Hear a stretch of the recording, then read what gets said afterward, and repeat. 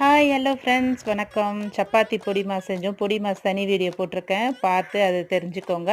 அப்படியே சப்பாத்தியை உருட்டி என்ன செஞ்சேன், மாவு பிசைஞ்சு ஒன்று ஒன்றா உருட்டி 6 சப்பாத்தியை ஒன்றா அடுக்கிட்டு அதுக்கப்புறமா அதை அப்படியே ரோல் பண்ணி அதை கட் பண்ணி ஒரு சப்பாத்தியை ஒரு பீஸையும் அப்படியே சப்பாத்தியை திரட்டி போட்டு சூப்பராக சுட்டு எடுத்தேன். நெய் நிறையாவே செலவாகல ஃப்ரெண்ட்ஸ், நடுவில் தடவத்துக்கு மட்டும்தான் நெய் போட்டுக்கிட்டேன்.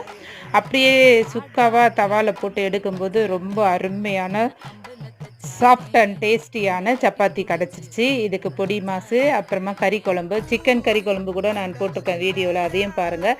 அப்படி இல்லாட்டி மட்டன் வச்சுருந்தீங்கன்னா மட்டன் கிரேவி போட்டிருக்கேன். இந்த சப்பாத்திக்கு மட்டனோ சிக்கனோ ஏதாவது ஒரு கறி டிஷ்ஷு. நாங்கள் எப்பொழுதும் முட்டை பொடி மாசு வச்சு சாப்பிட்றத என்ஜாய் பண்ணுவோம். நீங்களும் செஞ்சு பார்த்து என்ஜாய் பண்ணுங்கள் ஃப்ரெண்ட்ஸ். பிள்ளைங்களுக்கு ஸ்கூல்லேருந்து வரும்போது செஞ்சு கொடுங்க. லைக் பண்ணுங்கள், ஷேர் பண்ணுங்கள், சப்ஸ்கிரைப் பண்ணுங்கள் ஃப்ரெண்ட்ஸ்.